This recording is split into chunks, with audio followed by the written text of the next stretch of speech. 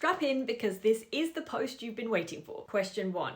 How do I know so many things? I have built up many years of knowledge through questioning and reading a lot, both fiction and non-fiction, and of course studying. Think about this question I answered recently about how a bridge is made when it's suspended in the air. You're seeing the finished product and not the many layers of concrete and cables that supported the workers and the bridge in order to construct it. When you see the finished product, you're not seeing the foundation, so it looks surprising. Except in my case, I'm not a finished product. There is plenty of stuff I don't know and I'm always learning. But how did I lay this foundation? Now, first of all, I want to address this comment because I actually get this a lot, assuming that I went to a private school and had private tutors and so on. Could not be further from reality. Not only did I not have any of that, but I grew up in the inner city where there was a lot of crime. My school didn't have a sixth form because the kids were not interested in learning past the legal requirement. This happened around the corner from where I grew up. So needless to say, I was not surrounded by an educational atmosphere, but I had a thirst for knowledge and I read a lot. My local library was a sanctuary for me. I read every book in the children's section before moving on to the adult section and then reading non-fiction. I was also into these books, and I think all of this is important to explain because while I work in spaces in which I have been surrounded by people who went to Cambridge and Oxford, aiming that high was not on my radar at all. For me, just the idea of being able to go to university, the first in my family and my bloodline to do so, was a major goal, especially as a woman, and I worked really, really hard to get there. And my parents didn't support me going to university, and in fact my dad told me that if I left I would be disowned and couldn't come back. So at 18 years old I was completely on my own in the world, packed a bag and left, didn't look back. That's another story and don't worry, it's all fine now. But all of this is to say that to me learning equals freedom and is an immense privilege. And you don't need all the other stuff to get there.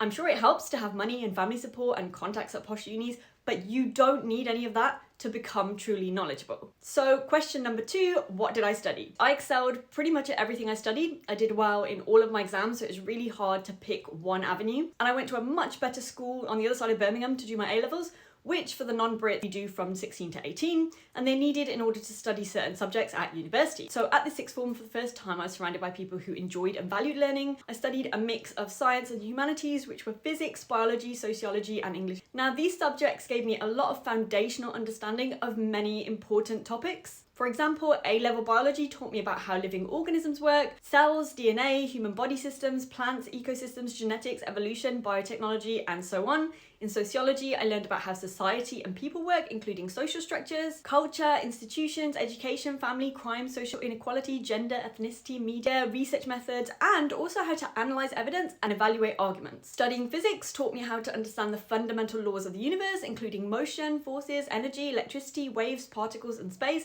And these are often questions that I answer here, but it's not necessarily that I remember everything I learned in my A-levels, but more the case that since then I've still been surrounded by science, either in work or friends or even through the books I read. So there have been constant refreshers of things that I learned a long time ago, and that is essentially what will embed things into your long-term memory. And once you have the foundational understanding of any topic, that means you can build on that knowledge and add layers of new information, like the bridge. Now, I didn't want to work in a lab. Honestly, I didn't know what I wanted to do at secondary school. But when my A-level results came back, I scored 100% in several of my English exams, and the teacher said they had never seen that before. So that kind of set my course because I knew I wanted to get into a good university. And while I understand that humanities and STEM subjects are viewed as separate, both rely heavily on critical thinking, analysis, and even creativity. And historically, many of the world's greatest scientists were also highly creative. For example, Leonardo da Vinci combined art, engineering, anatomy, and scientific observation in his work. And Ada Lovelace combined mathematical skill with imaginative thinking when developing ideas about early computing. All I'm trying to say is that humanities subjects are important and undervalued. So anyway, I went to university and I studied language and linguistics. And there I realized I was actually really good at teaching myself things. Also, I was already highly motivated. And now I had infinite resources and I was in a learning-centered environment with access to a huge library, and I read a lot at university. Then after university, I worked as a research assistant at another university in the psychology department. A lot of that involved data collection and analysis, and it meant being able to find information and dissect that information and lay it out. So this brings me to number 3, why don't people just Google it? Now, this is one of the most common questions I get, and I'm going to be honest with you. It is not that easy to find good information on the internet, especially if you don't have a foundational layer of understanding to be able to decipher good information and spot misinformation. Search engines are not very good. Google used to be the pinnacle, but now the quality is frankly awful. And from what I've seen, its AI summary mostly takes content from Reddit and blogs, which is a little bit alarming, to be honest. This isn't going to get me any brand deals, but look, I wouldn't accept one if it was offered because I don't think they are good platforms for learning, and I would not promote any LLM, that is to say language learning model, or search engine at this point, because they are not good for finding information. So that leads me to question number 4. Do I look up everything I'm asked? I never know how to answer this in the comments because almost everything I've learned is something that I have looked up at some point. I don't have to learn the whole topic from scratch, which is why it's easy for me to disseminate the small bits of information that you're asking for. Look at it this way, I have read many non-fiction books on so many different topics: evolution, physics, cosmology, astronomy, you name it.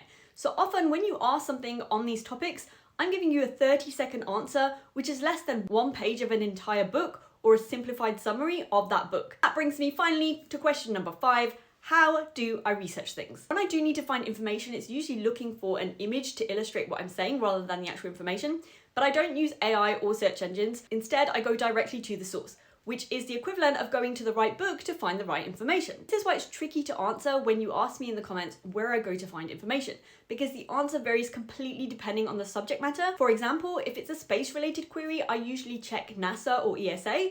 If it's ocean-related, I'll go to NOAA. For weather and climate-related questions, I'll check the Met Office website, which is based in my city. If it's nuclear-related, I'll go to the WNA or IAEA. For specific areas of research, I go to sites like PubMed or PLS to see whether there's a literature review, which is an overview of all the studies on that topic. If there isn't, then I'll go to the most recent study. I also use sites like Britannica, National Archives, museums, and historical societies. So again, it helps to have that foundational knowledge because that means that I already know where to go for most topics. If I didn't, it would probably take me too long to make this content, to be honest. And I will finish by saying that anyone can become highly knowledgeable. It really is a case of reading and repeating information until you've fully digested it. You probably won't grasp something that's completely new the first time. And as you know more, it becomes much more obvious to you when something is a good source of information and something isn't. So for me, it's been a lifelong process and I'm always pushing myself to learn new things. So at the moment, I've started learning Spanish and I'm reading a non-fiction book about computer chips because why not? I find it interesting, and that's given me a level of detail that I'll probably never need exactly, but it does mean that if you ask me something related to chips, then I can give you a brief explanation because that's one of the layers in my foundation of knowledge. If you watched this far, well done, and I really hope it was helpful. I do have membership tiers set up and merchandise for sale that's all been designed by my 12-year-old daughter Raven. So if you'd like to support my work, please take a look, but no pressure. I will always keep my content free because I'm passionate about learning and I believe education should be free and accessible to everyone. So keep asking questions, never stop learning, and maybe one day you'll be Z 2.0 and I'll be asking you the questions.